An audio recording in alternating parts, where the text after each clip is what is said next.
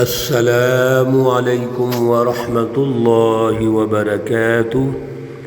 اعوذ باللہ من الشیطان الرجیم، بسم اللہ الرحمن الرحیم۔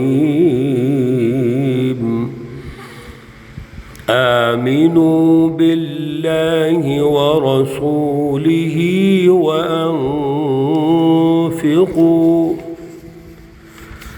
وأنفقوا مما جعلكم مستخلفين فيه، فأما الذين آمنوا منكم وأنفقوا لهم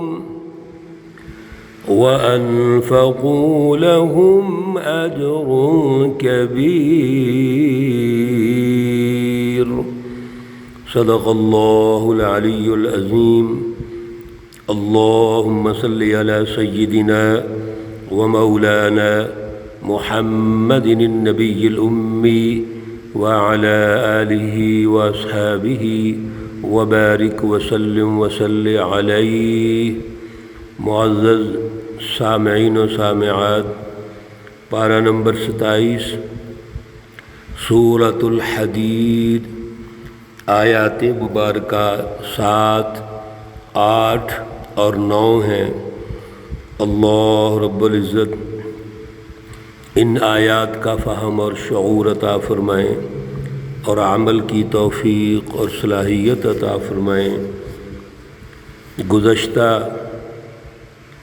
دروس میں سورۃ الحدید کا جب آغاز ہوا، سبح للہ ما فی السماوات والارض، یہ کچھ گزارشات کی گئیں کہ اللہ رب العزت کی تسبیح کائنات کا ذرہ ذرہ بیان کر رہا ہے، جو کچھ بھی آسمان اور زمین میں ہے۔ کیوں؟ آگے دلائل دیے اللہ رب العزت نے کہ وہ غالب ہے، اور صرف غالب نہیں بلکہ حکمتوں والا ہے۔ ہر چیز میں اللہ نے حکمتیں رکھی ہوئی ہیں، اور پھر زمین و آسمان کی جو بادشاہت ہے اسی کے پاس ہے۔ وہی زندہ کرتا ہے، وہی مارتا ہے، وہ ہر چیز پر قادر ہے۔ وہی اول ہے، وہی آخر ہے، وہی ظاہر ہے، وہی باطن ہے، اور ہر چیز کو جاننے والا ہے۔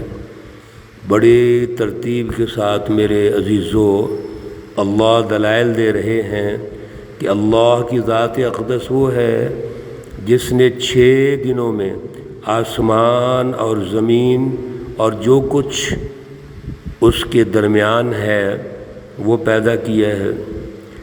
رات اور دن کی جو تبدیلی ہے اللہ کرتے ہیں، زمین اور آسمان کی مینجمنٹ وہ بھی اللہ رب العزت کرتے ہیں۔ یہ سارا کچھ اللہ رب العزت ارشاد فرما کے ایک بہت بڑا نقطہ ارشاد فرما رہے ہیں کہ لَهُ مُلْكُ السَّمَاوَاتِ وَالْأَرْضِ وَإِلَى اللَّهِ تُرْجَعُ الْأُمُورُ، کیونکہ بادشاہت اللہ کی ہے، شہنشاہ مطلق وہی ہے، سب کچھ اسی کا ہے، اور ہم بھی اللہ کی مخلوق ہیں، اور بالآخر اللہ کی طرف لوٹ کر جائیں گے۔ ہمارے تمام امور اللہ کے پاس نوٹ ہیں، اللہ رب العزت اس کو دیکھ رہے ہیں، اللہ ہمارے ساتھ ہیں۔ اللہ رب العزت وَهُوَ مَعَكُمْ أَيْنَمَا كُنْتُمْ۔ میرے عزیزو، تمام یہ تسبیحات اللہ کے لیے ہیں، اس کے لیے تقدیس ہے، تحمید ہے، وہی عظمت و شان والا ہے، بڑی اونچی عظمت والا ہے۔ آگے اللہ رب العزت نے 3 نکاتی ایجنڈا ارشاد فرمایا، جس کی ترتیب کے ساتھ اللہ رب العزت وضاحت ارشاد فرما رہے ہیں۔ پہلا ہے ایمان باللہ، اللہ پر ایمان، دوسرا ہے انفاق للہ، اللہ کے لیے معاشی نظام کی تشکیل، اور تیسرا ہے جہاد و قتال۔ جب تک جہاد نہیں ہوگا، یعنی جہاد کا مطلب ظلم کا خاتمہ نہیں ہوگا، جو پہلے سے ظالمانہ نظام موجود ہیں وہ ختم نہیں ہوں گے، تو اس وقت تک اللہ کی فلسفی غالب نہیں ہوگی۔ فلسفہ توحید کا غلبہ، سیاسی عدل کا نظام اور معاشی عدل کا نظام، یہ ضروری ہے۔ اگر کسی دور میں بھی کچھ ظالم طاقتیں ظالمانہ نظام قائم کر لیں، غلامی کا نظام قائم کر لیں، انسانوں کو غلام بنا لیں، تو ان کو شکست دینی پڑے گی، ان سے مقابلہ کرنا پڑے گا۔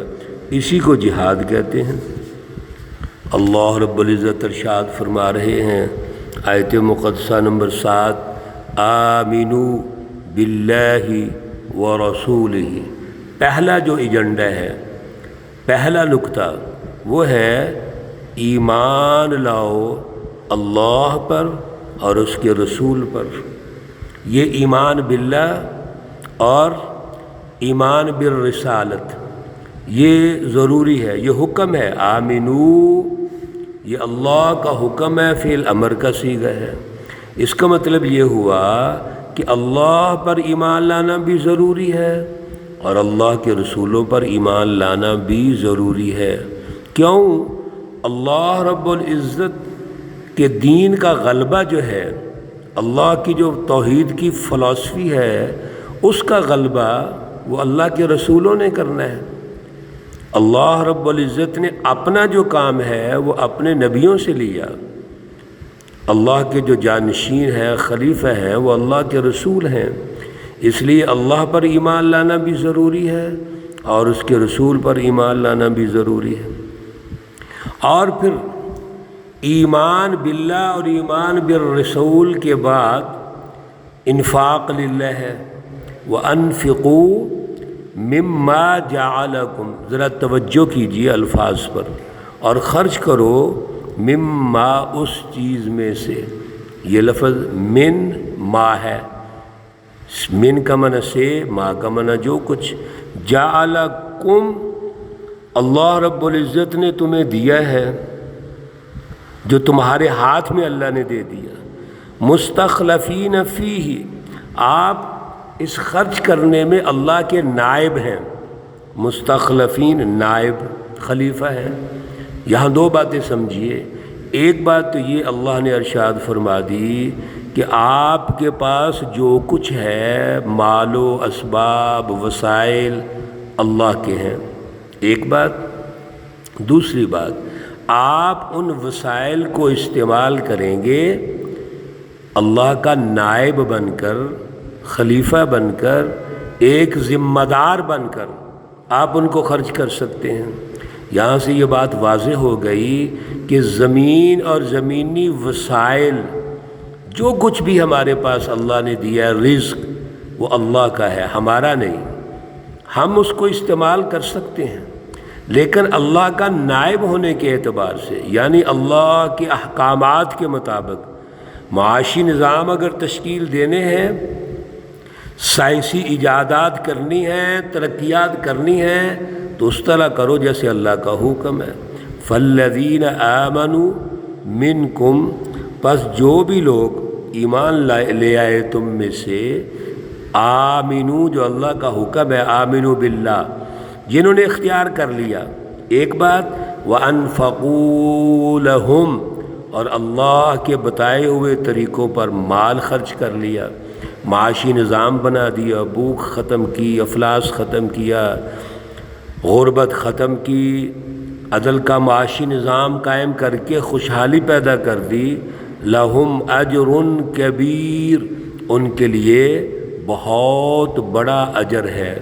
میرے عزیزو، اس سے بڑا اجر کیا ہو سکتا ہے کہ وہ اللہ کے پسندیدہ بن جائیں گے۔ صحابہ کرام نے یہ کام کیا، رسول اللہ صلی اللہ علیہ وسلم کی نگرانی میں، تو وہ رضی اللہ عنہم ورضوا عنہ ہو گئے، اللہ ان سے راضی ہو جاتے ہیں۔ وَمَا لَكُمْ لَا تُؤْمِنُونَ بِاللَّهِ، یہ پھر اللہ رب العزت سمجھانے کے انداز میں ارشاد فرما رہے ہیں کہ یہ جتنی اوپر گفتگو ہوئی ہے، اس ساری گفتگو کے بعد بھی تمہیں کیا ہو گیا ہے کہ اللہ پر ایمان نہیں لاتے تم؟ والرسول، اور جو اللہ کے رسول ہیں، یدعوکم، وہ تمہیں دعوت دیتے ہیں، بلاتے ہیں، لتؤمنوا بربکم، کہ اللہ پر ایمان لے آؤ۔ اللہ کے رسول تو ایمان باللہ کی دعوت دیتے ہیں، اللہ کے رسول تو انسانوں کو اللہ سے جوڑتے ہیں، اللہ کا بندہ بناتے ہیں، انسانوں کو انسانوں کی غلامی سے نکال کر وہ اللہ کی غلامی میں دیتے ہیں۔ وَقَدْ أَخَذَ مِيثَاقَكُمْ، اور یہ جو اللہ کے ساتھ وعدہ ہے، یعنی اللہ پر ایمان لانے کا، یہ تو وعدہ تم پہلے کر چکے ہو۔ جب اللہ رب العزت نے پوچھا الست بربکم، تمام ارواح کو جمع کیا پیدائش سے پہلے، تو سب نے کہا قالوا بلا، آپ نے وعدہ کیا ہوا اللہ کے ساتھ، تو وہ اللہ کے ساتھ وعدہ بھول گئے ہو؟ ان کنتم مؤمنین، اگر تم مومن ہو۔ هو الذی ينزل على عبده آیات، یہ جو اللہ کے رسول ہیں، یدعوکم، جو تمہیں دعوت دیتے ہیں، وہ کس چیز کی دعوت دیتے ہیں؟ وہ اللہ رب العزت نے جو صراط مستقیم نازل فرمایا اس کی دعوت دیتے ہیں۔ هو الذی ينزل، اللہ تعالیٰ کی ذات اقدس وہ ہے جس نے اتارا علی عبدی، اپنے بندے پر، آیات بینات، واضح آیتیں، نشانیاں، دلائل، صراط مستقیم۔ کیوں؟ لیخرجکم من الظلمات، تاکہ وہ تمہیں نکالے اندھیروں سے، الی النور، روشنی کی طرف۔ وہ صراط مستقیم وہ ہے آیات بینات، دو ٹوک واضح راستہ کون سا ہوتا ہے؟ جس میں کوئی ابہام نہ ہو، منزل تک پہنچنے کے لیے جو چیزیں طے ہو جائیں اور اس میں کوئی ابہام نہ ہو، شک نہ ہو، سیدھا راستہ ہو، کجی نہ ہو، وہ واضح راستہ ہے، وہ اللہ نے دیا ہے۔ کتنا بڑا اللہ کا احسان ہے، اللہ نہ دیتے ہم گمراہی میں پڑے رہتے، اندھیروں میں پڑے رہتے، تو پھر ہمارا کیا ہوتا؟ یہ اللہ کا انعام ہے۔ اللہ نے نبی بھیجے، رسول اللہ صلی اللہ علیہ وسلم کو بھیجا تاکہ صراط مستقیم کو اختیار کر لیں۔ وَإِنَّ اللَّهَ بِكُمْ لَرَؤُوفٌ رَحِيمٌ، اور بے شک اللہ رب العزت تم پر نرمی کرنے والے ہیں، مہربان ہے۔ میرے عزیزو، یہ بہت بڑی اللہ کی مہربانی ہے، اسی کی تسبیح ہونی چاہیے۔ سبح للہ ما فی السماوات والارض، وہی تحمید کے لائق ہے، تقدیس کے لائق ہے۔ اس پر ایمان کیوں نہیں لاتے تم؟ کیوں بھٹکے ہوئے ہو؟ کیوں گمراہی کی طرف جاتے ہو؟ آج بھی یہ اللہ رب العزت کا ارشاد ہمیں سمجھنا چاہیے۔ اللہ کو چھوڑ کر ہم نے اور لوگوں کو خدا بنا لیا، بڑا مان لیا، کسی کو مالی اعتبار سے وہ متکبر اور مافیاز، ہم ان کے پیچھے چل پڑے، کمپرومائز کر لیا۔ یہ شرک ہے، کبھی اللہ اس کی اجازت نہیں دیتے۔ اللہ رب العزت ہمیں معاف فرمائیں، صراط مستقیم کا فہم اور شعور عطا فرمائیں۔ اللہ رب العزت تمام بیماروں کو شفائے کاملہ عاجلہ مستمرہ عطا فرمائیں۔ اللہ رب العزت تمام مرحومین و مرحومات کو جنت الفردوس میں اعلیٰ مقام عطا فرمائیں۔ ربنا تقبل منا انك انت السمیع العلیم وتب علینا انك انت التواب الرحیم۔ وصلی اللہ تعالی علی النبی الأمی محمد وعلى آلہ واصحابہ اجمعین برحمتک یا ارحم الراحمین۔ السلام علیکم ورحمۃ اللہ وبرکاتہ۔